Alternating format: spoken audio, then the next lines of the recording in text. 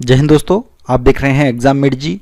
और हम देख रहे हैं कला एवं संस्कृति आर्ट एंड कल्चर की पूरी सीरीज, जिसमें हमने संस्कृति का अर्थ देख लिया था और संस्कृति और सभ्यता में क्या समानताएं हैं, क्या अंतर है, उसके बारे में थोड़ा सा देखा था।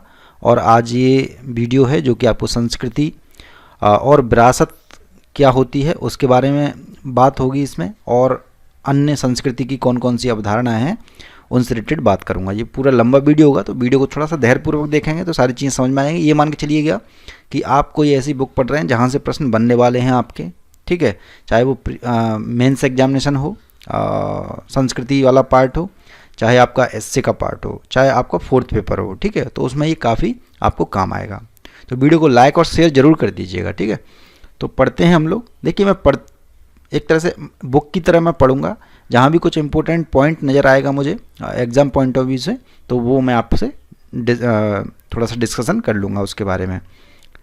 चलिए तो स्टार्ट करते हैं। सांस्कृतिक विकास एक ऐतिहासिक प्रक्रिया है। हमारे पूर्वजों ने बहुत सी बातें अपने पुरखों से सीखी। पुरखे यानी कि पूर्वज। समय के साथ उन्होंने अपने अनुभवों से उसमें और वृद्धि की जो अनावश्यक था, ठीक है। वृद्धि हो गई लेकिन जो अनावश्यक था उन्होंने उसको क्या किया, छोड़ दिया था जो अनावश्यक था। हमने अपने पूर्वजों से बहुत कुछ सीखा। जैसे समय बीतता है हम उनमें नए विचार, नई भावनाएं जोड़ते चले जाते हैं, और इसी प्रकार जो हम उपयोगी नहीं समझते उसे छोड़ते जाते हैं, है ना। सिंपल सी भाषा है ये। आपको कुछ यूपीएससी के जो एस्पिरेंट हैं वो पूछते हैं किस प्रकार से आपको लिखना है, तो बहुत ही सिंपल सी भाषा में लिखना होता है आपको। जैसे एनआईयूएस की बुक है ये और एनसीईआरटी बुक हैं, तो उनमें जो चीज़ लिखी हुई है इसी प्रकार से आपको लिखना होता है, ठीक है। मेंस एग्जामिनेशन में सिंपल भाषा में। इस प्रकार संस्कृति एक पीढ़ी से दूसरी पीढ़ी तक हस्तांतरित होती रहती है। तो संस्कृति क्या होती है, एक पीढ़ी से दूसरी पीढ़ी तक हस्तांतरित होती रहती है। जो संस्कृति हम अपने पूर्वजों से प्राप्त करते हैं उसे सांस्कृतिक विरासत कहते हैं। यानी कि पीढ़ी दर पीढ़ी जो संस्कृति हमें प्राप्त है उसे क्या होता है, वो क्या है, विरासत है। मान लीजिए विरासत, विश्व विरासत जो क्षेत्र हैं आप सभी को नॉलेज होगी उस रिलेटेड, तो वो है क्या, वो हमारी संस्कृति के ही क्या है, पार्ट है। संस्कृति क्या होती है वो मैंने फर्स्ट वीडियो में आपको बता ही दिया था, ठीक है। एक प्रकृति होती है जो कि अपने मूल स्वभाव में होती है। संस्कृति क्या होती है, उसी का परिष्कृत रूप यानी कि उच्चतम रूप। जैसे कोई पत्थर है तो वो क्या है, प्रकृति है। पत्थर को काट करके एक मूर्ति बना दी गई तो वो किस में तब्दील हो जाएगी, संस्कृति में, एक संस्कृति बन गई, है ना। तो जितनी भी विरासत हैं वो हैं क्या, मानव द्वारा निर्मित हैं, परिष्कृत हैं, शुद्ध की हुई हैं, आर्ट यानी कला द्वारा उसे बनाया गया है, ठीक है। तो वो क्या हो जाती हैं, विरासत हो जाएगी जो हमें पूर्वजों से प्राप्त है। यह विरासत कई स्तरों पर विद्यमान होती है। मानवता ने संपूर्ण रूप में जिस संस्कृति को विरासत के रूप में अपनाया उसे मानवता की विरासत कहते हैं। सिंपल सी बात है। एक राष्ट्र भी संस्कृति को विरासत के रूप में प्राप्त करता है। जैसे कोई राष्ट्र है, हमारा देश है, वो भी क्या प्राप्त करता है, संस्कृति के रूप में विरासत को प्राप्त करता है। जैसे मान लीजिए संविधान है तो वो क्या है, हमारी विरासत है कहीं ना कहीं। वो अभी भी चेंजेबल है, तो हम अपने आने वाले कल के लिए, आने वाले बच्चों के लिए क्या कर रहे हैं, उसे संस्कृत कर रहे हैं, यानी कि उसे परिष्कृत करते हैं और बेहतर बना रहे हैं। तो हमारे बच्चों के लिए वो क्या हो जाएगी, एक विरासत हो जाएगी कहीं ना कहीं, है ना। जिसे राष्ट्रीय सांस्कृतिक विरासत कहते हैं। सांस्कृतिक विरासत में वे सभी पक्ष या मूल्य सम्मिलित हैं जो मनुष्य को पीढ़ी दर पीढ़ी अपने पूर्वजों से प्राप्त हुए हैं। वे मूल्य पूजे जाते हैं, संरक्षित किए जाते हैं और अटूट निरंतरता से सुरक्षित रखे जाते हैं, ठीक है। मूल्य क्या होते हैं, पूजे जाते हैं, यानी कि कोई मान लीजिए धार्मिक कोई मंदिर हुए, मस्जिद हुए, कुछ भी हुए, तो उनमें क्या होती है, पूजा जाता है, क्योंकि विरासत के तहत तो मिले हैं। संरक्षित भी किए जाते हैं, आप सभी को पता है कि संरक्षण भी दिया जाता है गवर्नमेंट द्वारा, ठीक है, लोगों द्वारा, और अटूट निरंतरता में ये सुरक्षित रखे जाते हैं और आने वाली पीढ़ियों पीढ़ियों को इस पर गर्व होता है। जैसे हम कभी भी देखते हैं, कोई भी किला देख लिया या कोई ऐसी विरासत देख ली जो हमारे पूर्वजों ने, हमारे देश के पूर्वजों ने कुछ कार्य किए, वो चीज़ हमें दिखाई देगी तो हमारे अंदर क्या होता है, गर्व होता है। चाहे वो आज आधुनिक काल में भी मान लीजिए, जैसे हमारा डिफेंस सिस्टम है उसको डेवलप किया गया, चाहे हमारे मिसाइल मैन हों डॉक्टर APJ अब्दुल कलाम, उन्होंने इतनी सारी चीज़ें दी, तो वो हमारे लिए क्या है, विरासत है, संस्कृति की क्या है, विरासत हैं वो। ठीक है, ये सारी चीज़ें आएंगी संस्कृति के अंदर, जो कुछ भी परिष्कृत होता है। संस्कृति बहुत बड़ा पार्ट है दोस्तों। विरासत के संप्रय को स्पष्ट करने के लिए कुछ उदाहरण सहायक सिद्ध होंगे। जैसे क्या, ताजमहल हुआ, स्वामी नारायण मंदिर, ठीक है, गांधीनगर में है, दिल्ली में, ये नॉर्मल सी बात है, आप जानते हैं सभी। आगरे का किला, दिल्ली की कुतुब मीनार, मैसूर महल, दिलवाड़ा का जैन मंदिर, ठीक है, निजामुद्दीन औलिया की दरगाह, अमृतसर का स्वर्ण मंदिर, ये सभी क्या विरासत हैं जो हमें प्राप्त हुई हैं। दिल्ली का शीशगंज गुरुद्वारा, सांची के स्तूप, ऐसे बहुत सारे ये, गोवा का क्रिश्चियन चर्च, इंडिया गेट आदि, ये क्या है, हमारी विरासत हैं, महत्वपूर्ण स्थान हैं। और ये सभी, ये किसी भी प्रकार संरक्षित किए जाने चाहिए, ठीक है, और हो भी रहे हैं। नेक्स्ट पॉइंट है, वस्तु संबंधित इन रचनाओं, इमारतों, शिल्प कृतियों के अलावा बौद्धिक उपलब्धियां, दर्शन, ज्ञान के ग्रंथ, वैज्ञानिक आविष्कार, खोज भी विरासत का हिस्सा है। तो मैंने आपको बताया था सब कुछ विरासत का हिस्सा है। इसमें क्या बताया गया है, रचनाएं, वास्तु संबंधी रचनाएं, यानी कि कैसे स्ट्रक्चर किसी भी जगह का बनाया जा रहा है। जैसे मान के चलिए आज हमारा क्या बन रहा है, सेंट्रल विस्टा प्रोग्राम, आप सभी को पता है, हमारी एक नई संसद बन रही है, और वो संसद क्या होगी, हमारे लिए क्या हो जाएगी, आने वाले टाइम में जो पीढ़ियां हैं उनके लिए वो विरासत होगी। अभी के लिए क्या हो रही है, वो परिष्कृत हो रही है, प्रकृति से क्या बना जा रहा है, संस्कृति की ओर जा रहे हैं। हालांकि पहले भी बनी हुई है, लेकिन ये दूसरी बन रही है। इमारतों, शिल्प कृतियों के अलावा बौद्धिक उपलब्धियां भी क्या होती हैं, ये क्या होती है, संस्कृति का ही, विरासत का भाग है। यानी कि जो संस्कृति पहले संस्कृति थी किसी ज़माने में, और वो आज हम उसे देखेंगे तो वो क्या हो जाएगी, वो विरासत ही होगी, क्योंकि हम उसे क्या कर रहे हैं, भोग रहे हैं अभी इस समय। ठीक है, वो दर्शन हुए, ज्ञान के ग्रंथ हुए, चाहे हमारे वेद वगैरह हुए, ये सारी चीज़ें, वैज्ञानिक आविष्कार हुए, जैसा कि मैंने APJ अब्दुल कलाम जी की बात करी थी अभी, तो ये सभी क्या हैं, विरासत के हिस्से हैं। भारतीय संदर्भ में गणित, खगोल विद्या, ज्योतिष के क्षेत्र में बोधायन, आर्यभट्ट, भास्कराचार्य का योगदान, ठीक है। अब इनके योगदान आपको पढ़ने हैं, धीरे धीरे मेरे साथ रहोगे तो सारी चीज़ें इनके बारे में डिटेल में आएंगी, ठीक है। भौतिक शास्त्र के क्षेत्र में कंडाद जो ऋषि हैं, जिन्होंने क्या किया, परमाणुवाद दिया था, ठीक है, परमाणु की सबसे पहले खोज मान लो या बताया था किसने, कंडाद ऋषि थे। बारामिहिर का रसायन शास्त्र के क्षेत्र में नागार्जुन ने। औषधि के क्षेत्र में सुश्रुत, आप सभी को पता, सुश्रुत और चरक एक तरह से ये क्या है, डॉक्टर थे उस समय के, प्राचीन काल के, है ना। योग के क्षेत्र में पतंजलि हमारी भारतीय सांस्कृतिक विरासत के प्रगाढ़ खजाने हैं, ठीक है। संस्कृति परिवर्तनशील है, ये ध्यान में रखना है, संस्कृति क्या है, परिवर्तनशील है, लेकिन हमारी विरासत जो है परिवर्तनशील नहीं है। संस्कृति क्या होती है, बदलती रहती है। जैसे आज हम किसी चीज़ को परिष्कृत कर दें, अपने मूल स्वभाव से बदल दें, तो क्या हो जाएगा, वो संस्कृति परिवर्तन होगी। लेकिन विरासत क्या होती है, वो तो भाई जैसे मान लीजिए ताजमहल है, ताजमहल बन गया तो वो ताजमहल ही रहेगा, वो बदलेगा नहीं, ठीक है। तो ये विरासत है, जो पुराना है, पुरानी जो संस्कृति है वो क्या होती है, वो विरासत होती है। जो आधुनिक काल में जो चल रही है संस्कृति, ठीक है, वो परिवर्तनशील है, वो चेंज हो सकती है। आज हम कोई भाषा बोल रहे हैं, कोई दूसरी बोल सकते हैं, लेकिन यदि हम आने वाले टाइम में बात करेंगे आज के युग की, तो वो क्या होगी, वो विरासत होगी, वो चेंज नहीं हो सकती है, ठीक है। ये भूतकाल की यहाँ पर बात हो रही है इस कारण से।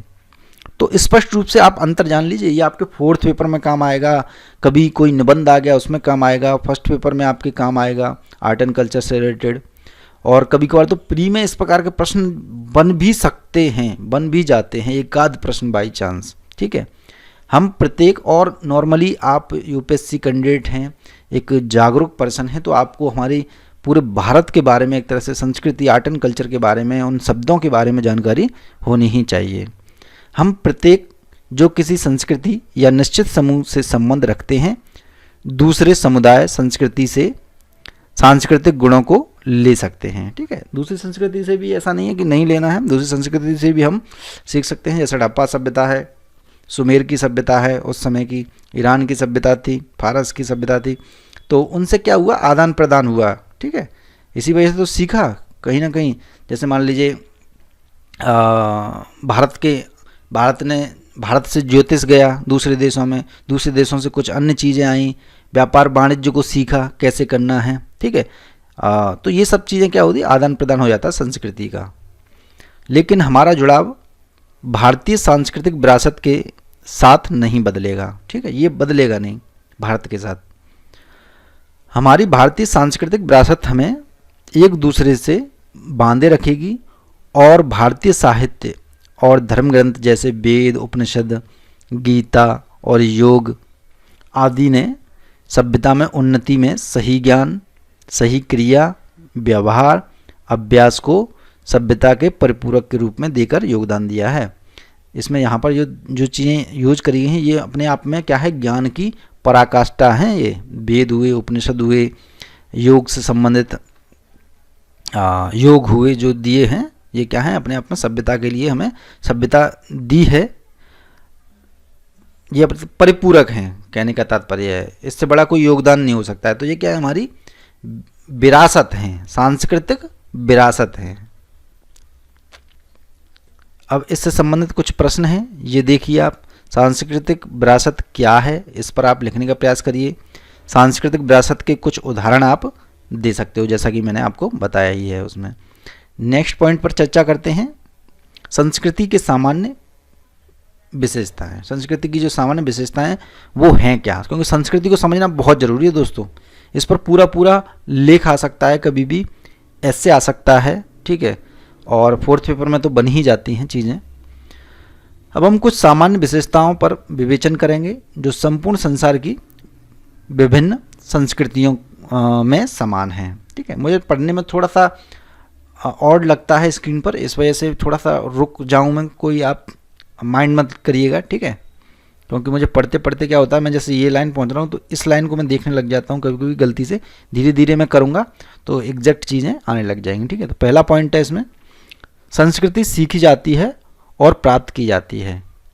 अब ये जो है एक तरह से यही बन सकता है कोट, अभी आपके फोर्थ पेपर में भी आ सकता है और डायरेक्ट ऐसे भी रख दिया जाए इससे रिलेटेड, तो इसको समझ लीजिए। संस्कृति सीखी जाती है और प्राप्त की जाती है, अर्थात मानव के द्वारा संस्कृति को प्राप्त किया जाता है, इस अर्थ में कि कुछ निश्चित व्यवहार है जो जन्म से या आनुवंशिकता से प्राप्त होते हैं। यहाँ पर दोनों ही बातें हैं, जन्म से भी प्राप्त होते हैं और आनुवंशिकता से भी प्राप्त होते हैं। यानी कि ये बात हो रही है, आनुवंशिकता है क्या, यानी कि जन्म पैदा होने के साथ ही, ठीक है, हम पहले से ही जानते हैं सारी चीज़ें, खाना कहाँ से है, मुंह से, तो ये क्या है, आनुवंशिक चीज़ है।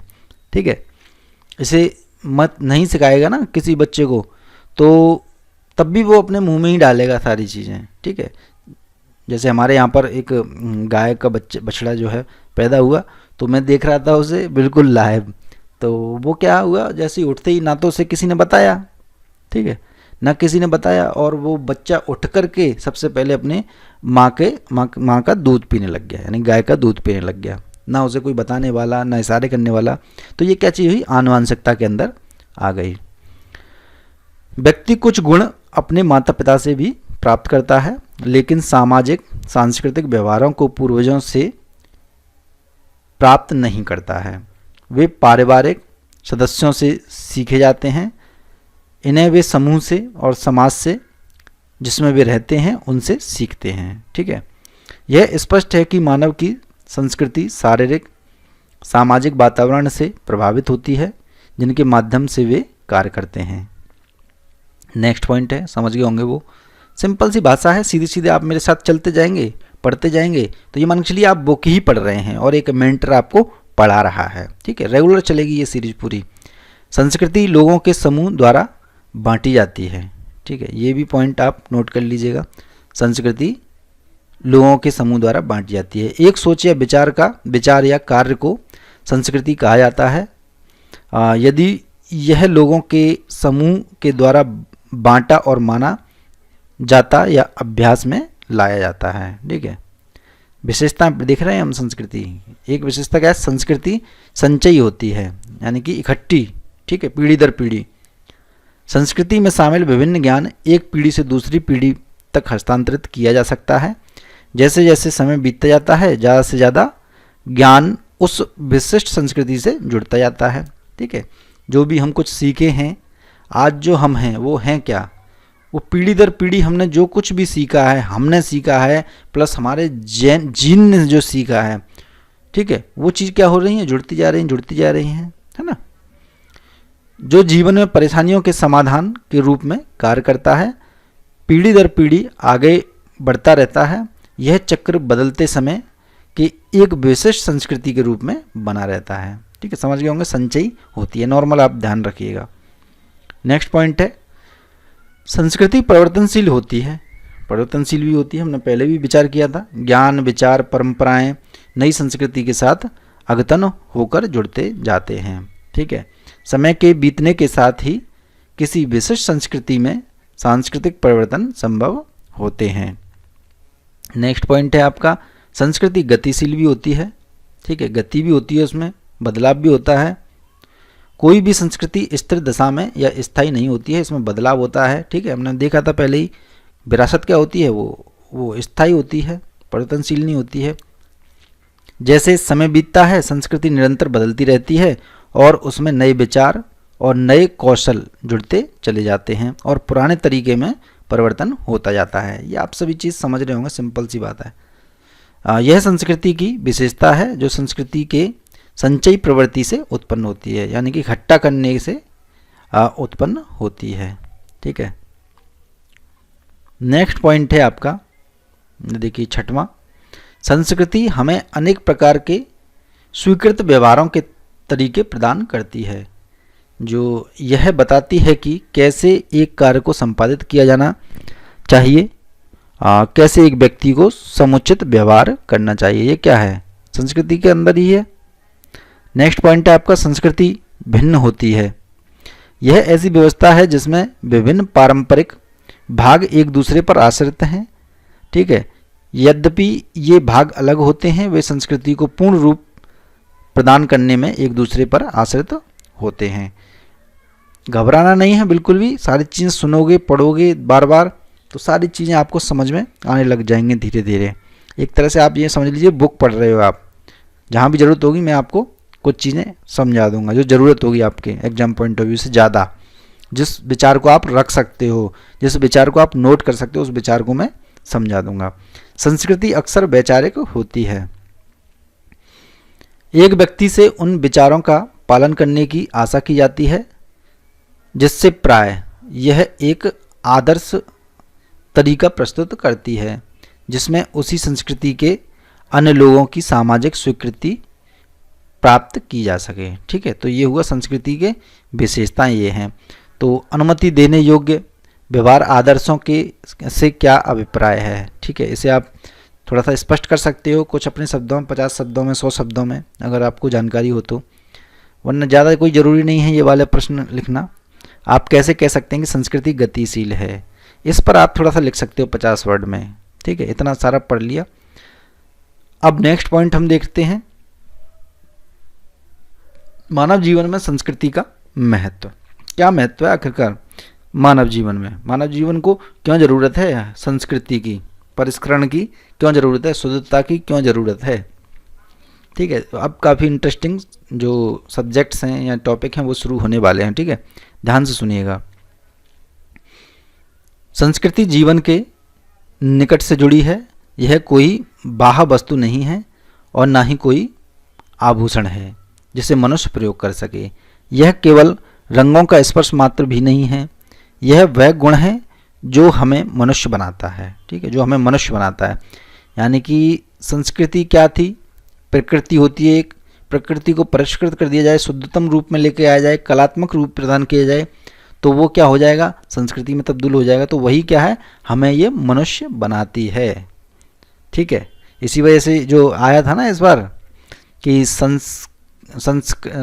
संस्कार क्या है, संस्कार हम हैं, तो यहाँ पर दे रहा है ना हम जो हमें मनुष्य बनाता है। संस्कृति क्या होती है, हमें मनुष्य बनाती है, हमारे अंदर ही संस्कार होते हैं। संस्कृति के बिना मनुष्य ही नहीं रहेंगे। ठीक है, संस्कृति को ना जो मानव है आज का वो रह कहाँ पाएगा, आदि मानव के रूप में रहेगा। ठीक है, आदि मानव नहीं बन पाएगा, ये चीज़ है यहाँ पर कहने का प्रयास। संस्कृति परंपराओं से, विश्वासों से, जीवन की शैली से, आध्यात्मिक पक्ष से, भौतिक पक्ष से निरंतर जुड़ी है।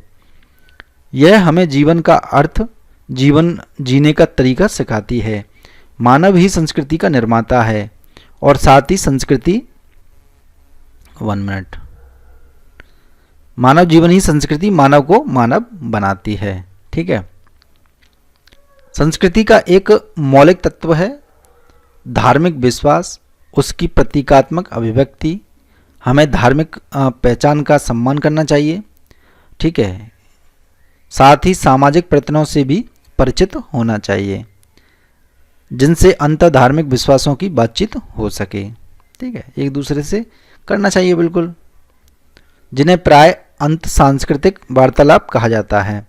विश्व जैसे जैसे जुड़ता चला जाता है हम अधिक से अधिक वैश्विक हो रहे हैं। ठीक है, आप सभी को पता है ग्लोबलाइजेशन का दौर चल रहा है, इसमें आदान प्रदान बहुत तेज़ी से हो रहा है और अधिक व्यापक वैश्विक स्तर पर जी रहे हैं। आज आईफोन वहाँ अमेरिका में लॉन्च होता है, कुछ दिनों में भारत में आ जाता है ना। तो ये क्या है, व्यापक एक तरह से वैश्विक स्तर में जी रहे हैं ना हम लोग, कोई भी चीज़ छुपी नहीं है। चाइना का माल यहाँ, यहाँ का माल दूसरी जगह। ठीक है, घूमने में यहाँ कभी यहाँ, एक दिन में आप दूसरी जगह पर। तो ये क्या है, व्यापक है, यानी बड़ा स्तर हो चुका है वैश्विक स्तर पर। अब एक हम गांव के रूप में तब्दील होते जा रहे हैं, एक पूरा विश्व जो है। हम ये नहीं सोच सकते कि जीने का एक ही तरीका होता है और वही सत्य मार्ग है। ठीक है, ये भी नहीं कह रहे हैं कि एक ही तरीका है और वही सत्य है। सह अस्तित्व की आवश्यकता ने विभिन्न संस्कृतियों और विश्वासों के सह अस्तित्व को भी आवश्यक बना दिया है। पहले ज़माने में हड़प्पा सभ्यता मान के चलिए तो कितनी संस्कृतियाँ थीं, बहुत सारी संस्कृति थी, अपनी अलग अलग, देशों में भी अलग अलग थी, हमारे अंदर के जो पाए गए हैं उसमें भी अलग अलग थी। ठीक है, लेकिन उनमें एक सह अस्तित्व था। कुछ चीज़ें जो हैं वो मूल हैं, वो सभी में पाई जाती हैं। उस समय भी व्यापार होते थे एक दूसरे से और वो चीज़ें आज भी हमें परिलक्षित होती हैं, दिखाई देती हैं। इसलिए इससे पहले कि हम इस प्रकार की कोई गलती करें, अच्छा होगा कि हम अन्य संस्कृतियों को भी जानें। हमें अन्य संस्कृतियों को भी पढ़ना चाहिए, ध्यान देना चाहिए कि आखिरकार है। जैसे सुमेर की सभ्यता है, सभ्यता क्या है एक तरह से मैंने आपको बताया था उस समय। साथ ही अपनी संस्कृति को भी भली प्रकार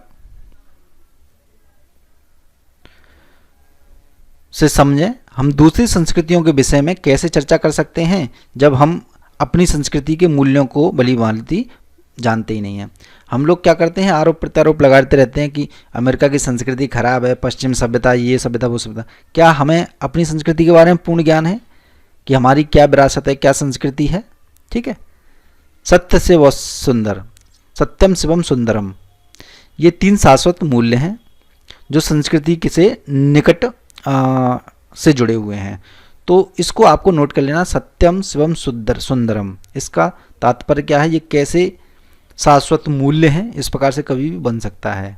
ठीक है, यह संस्कृति ही है जो हमें दर्शन और धर्म के माध्यम से सत्य के निकट लाती है। ठीक है, धर्म के माध्यम से ही सत्य के निकट लाती है, जो वास्तविकता है। सत्य क्या है, जो है, जो वास्तविक है, जो रियलिटी है, वही सत्य है। ठीक है, यह हमारे जीवन में कलाओं के माध्यम से सौंदर्य प्रदान करती है और सौंदर्यानुभूति परक मानव बनाती है। यह संस्कृति ही है जो हमें नैतिक मानव बनाती है और दूसरे मानवों के निकट संपर्क में लाती है और इसे हम इसी के साथ हमें प्रेम, सहिष्णुता और शांति का पाठ पढ़ाती है। ठीक है, तो ये हुआ। अब इसके कौन कौन से प्रश्न हैं? संस्कृति एक सभ्य जीवन हेतु क्या प्रदान करती है, इस पर आप लिखने का प्रयास कर सकते हो। ठीक है, कौन सा व्यक्ति समाज में असंस्कृत कहलाता है, जो संस्कृत नहीं है वो असंस्कृत कहलाता है। तो संस्कृत क्या होता है ये आपको पता पड़ गया, ठीक है। तो असंस्कृत कौन कहलाएगा ये भी आप लिख सकते हो, आप प्रयास करिएगा, ठीक है। आपने इसमें क्या सीखा है पूरे में ये मैं आपको बताता हूँ। पूरे चैप्टर में, ये चैप्टर समाप्त हो गया शायद, मुझे लग रहा है, हाँ हो गया।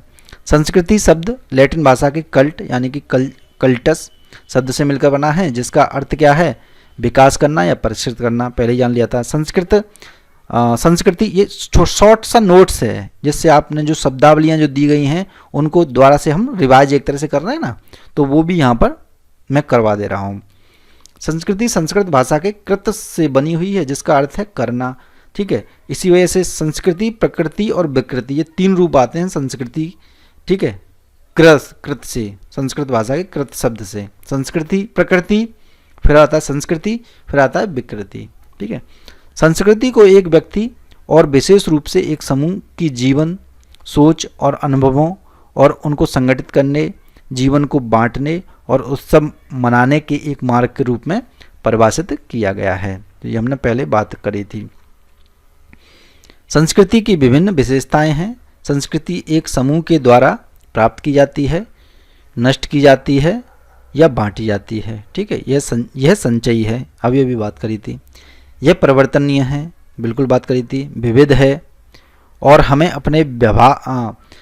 अपने करने योग्य व्यवहारों के विविध तरीके प्रदान करती है ना। यह परिवर्तित हो सकती है।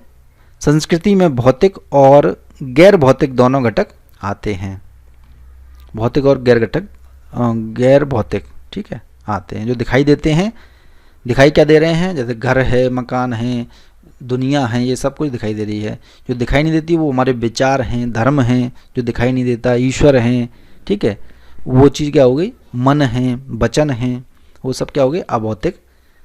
दोनों ही इसमें क्या होती है, संस्कृति के अंदर आती हैं।